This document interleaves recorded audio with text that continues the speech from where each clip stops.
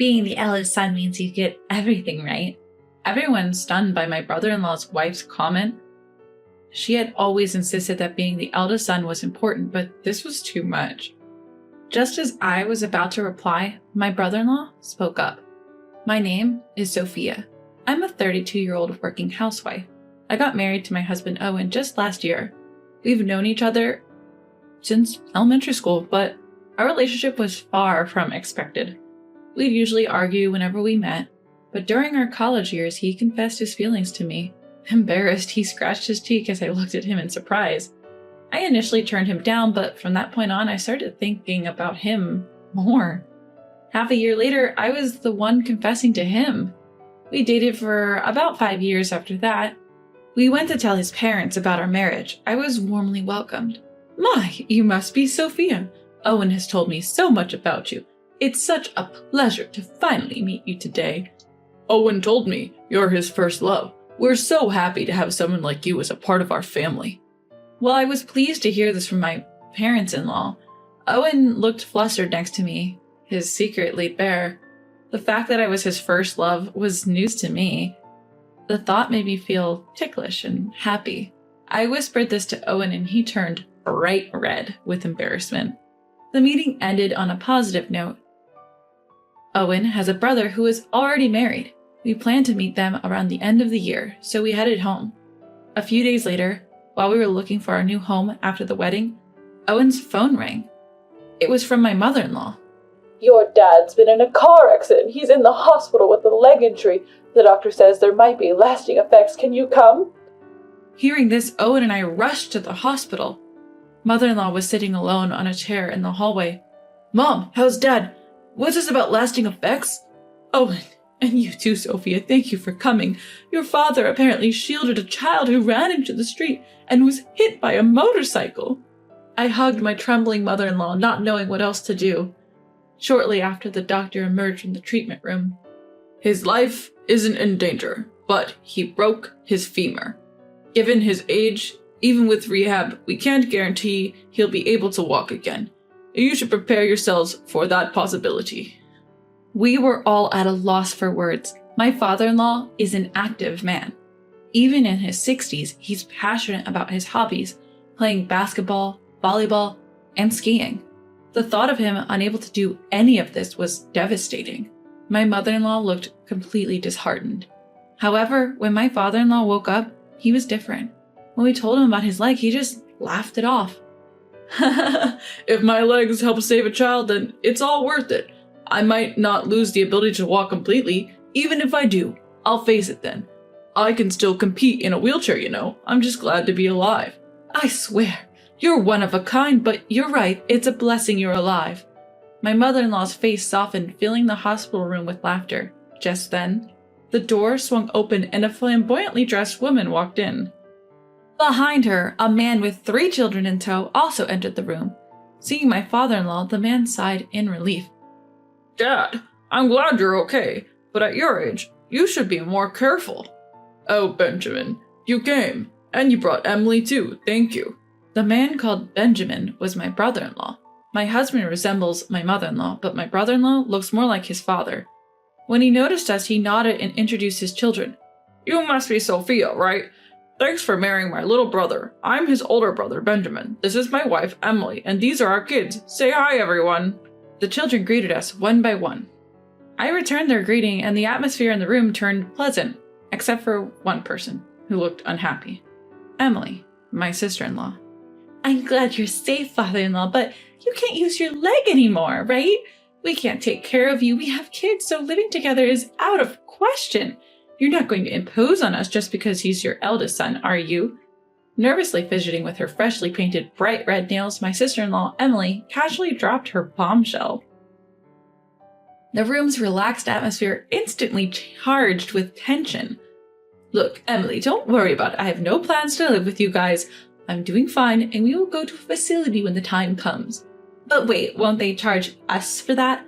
Because, we're the oldest son's family. We also have the kids' education to think about, right, Benjamin? At Emily's rude comment, even my brother-in-law Benjamin seemed at a loss, nodding uncomfortably. My mother-in-law was visibly shaking with anger. I glanced at my husband and then spoke up. Hi, Emily. Nice to meet you. I'm Sophia, Owen's wife. Let me handle the situation with my mother-in-law. I mostly work from home, so if she stays with us, caregiving won't be an issue. We won't charge you just because you're the oldest son's family. Oh, really? That is such a relief. Nice to meet you. Seeming satisfied, Emily announced it was time for her salon appointment and left. All right, we should get going too. Sophia, please take care of Dad for us. Benjamin left the hospital room, taking the kids with him to follow Emily. What's the deal with Emily? She's unbelievably rude. Yeah, she just showed up about 10 years ago, already pregnant, and my brother married her shortly after. Even my in-laws didn't seem to know how Benjamin and Emily met or started dating. After they got married, they lived close to the family home. They'd drop their kids off and go out. But whenever they were asked for a favor, Emily always refused, complaining about them being the oldest son's family. But when it suited her, she emphasized that point. Mother-in-law, father-in-law, I wasn't speaking on impulse earlier. Owen and I discussed this on the way to the hospital. Right, Owen?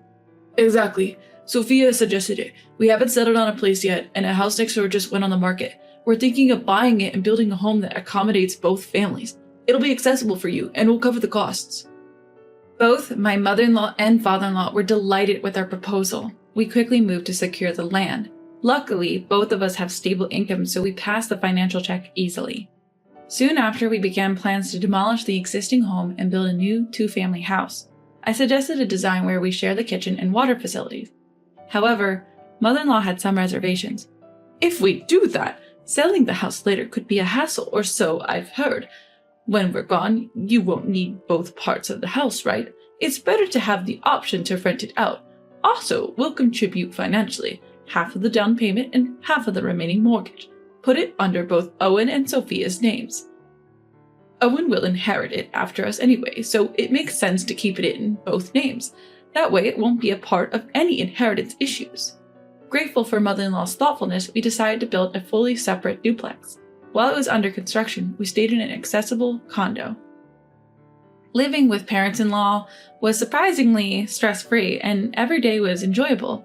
Just a few days before moving into the new house, brother-in-law's family showed up unannounced at the condo to visit father-in-law. Brother-in-law's wife, making herself comfortable, commented while sipping the tea I made. Hey, mother-in-law, isn't this a bit much? The house is a fully separate duplex, right? I've considered the same thing.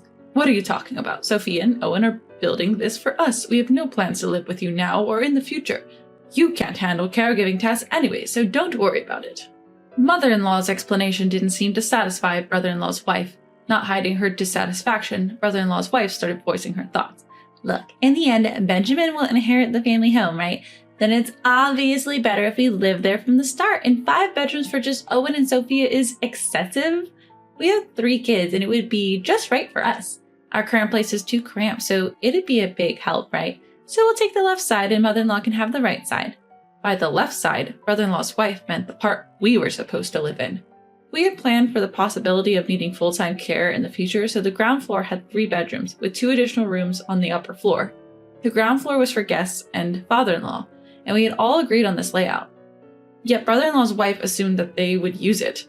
So if you're going to live there, you'll cover all the construction costs, right? And you'll also handle the caregiving? That was our plan when we built the place. What are you saying? All of you are supposed to be on the right side, right? If caregiving is involved, cohabitation is essential. We're already living harmoniously, right? Then just keep it that way. We won't have to pay anything. Emily just continued dreaming aloud. In her dream world, her family saves on rent and lives in a spacious home, happy as can be.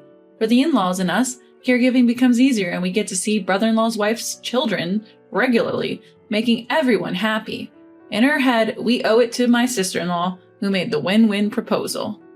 My father-in-law had been silently listening the whole time, but he now instructed my mother-in-law to retrieve something from a drawer. Following his instructions, my mother-in-law pulled out a thick envelope in a single sheet of paper. In this envelope is $500,000. This is for you both. In return, never contact us again. And Benjamin, sign this document. Our entire inheritance will go to Owen. Everyone absorbing my father-in-law's words, my brother-in-law looked shocked. My mother-in-law seemed to have been aware of this plan all along. The room fell silent for a moment. My sister-in-law wasn't one to back down easily. But he's the eldest son. Doesn't the eldest son get everything? Everyone was stunned at her audacity. She always insisted that the eldest son was the most important, but this was too much. Just as I was about to retort, my brother-in-law cut in. Enough is enough. Not just with my parents, but also with my brother and his wife. I can't go on with you anymore. Let's divorce. Dad, will this signature do for announcing the inheritance? And I don't need the $500,000, but please don't cut us off. The kids love you guys. At brother-in-law's words, father-in-law nodded in agreement. Mother-in-law, with tears in her eyes, seemed to be okay with it too. For a moment, my sister-in-law looked dumbfounded, but she soon regained her composure and started shouting. Who do you think you are? Fine, let's get a divorce, but you'll pay me alimony in court. What are you talking about? You're the one who will have to pay alimony. My brother-in-law said, pulling out an envelope from a large bag. It contained a photo showing my sister-in-law arm in arm with another man entering a hotel. Her face turned pale at the sight of it. He continued, unfazed. I knew you were cheating for a while now. When I looked into it for the divorce settlement, I was shocked. Your affair partner didn't even know you were married. Even had an engagement going. He's really angry, planning to claim compensation in the divorce trial. What, you told him? You're ruining my new start. What? Everyone just enjoys bullying me? I won't forgive ruining my engagement. Facing his wife's sudden anger, brother-in-law handed her the divorce papers. If you give me custody and our savings, I don't need alimony or child support. I'm sick of your cheating and your spending. Please just divorce me. If you're that desperate for a divorce, fine, but don't come crawling back to apologize later. Live with your regret. With that, my brother-in-law's wife signed the divorce papers and left the house. Dad, Mom, and Sophia, and Owen too. I'm truly sorry for all the trouble caused by not stopping Emily. My husband comforted his apologetic brother and looked at father-in-law. We love our grandchildren too. We plan to help out with the kids. Exactly. To be honest, we made our decision thinking you and Emily were on the same page, but we see now that you're not. Yeah, I've been thinking. Maybe we don't have to go as far as disinheriting. At this, brother-in-law shook his head. He mentioned they'd already rented a nearby house and planned to get by mainly with the kids, relying on the family only when absolutely necessary, before leaving with the kids for an appointment with the lawyer. Afterward, brother-in-law and his wife divorced.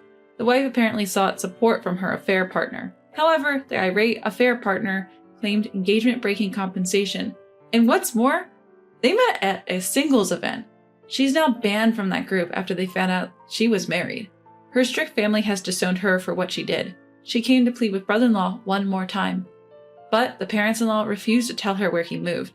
Deflated, she trudged back home alone. My brother-in-law is doing well, starting anew with his kids. It turns out his wife wasn't much of a homemaker, but he and the kids have been managing the household just fine on their own. His kids are extremely well-mannered and responsible, and they're doing their best to support their busy dad. When they visit my husband's parents, they make it a point to stop by our place, and we've started cooking together. Lately, they even started calling me sister. As for my father-in-law, his post-surgery recovery is going remarkably well, and his rehab is right on track. He's regaining his ability to walk, and the doctors are surprised at his rapid recovery. My mother-in-law mentioned they're not planning on living with us for now, to which I replied, that's too bad. On my end, a year after we moved, I found out I'm pregnant. It's still early days, but when we told my husband and in-laws, they shed tears of joy. Since we had to postpone my father-in-law's get-well-soon party due to the move, we decided to combine it with a baby celebration. It might be a bit early, but their happiness makes me happy, so why not? My husband recently got promoted and received a pay raise. I'm mostly working from home and plan to work as much as possible before the baby comes. Because of this, we've made good progress on our mortgage payments. Truth be told, I'm actually looking forward to living with my in-laws in the future. When I shared this with my mother-in-law, she got teary-eyed and thanked me, which made me a bit bashful. We're all looking forward to welcoming this new life into our family, and I can't wait for all the joy and liveliness the future holds for us.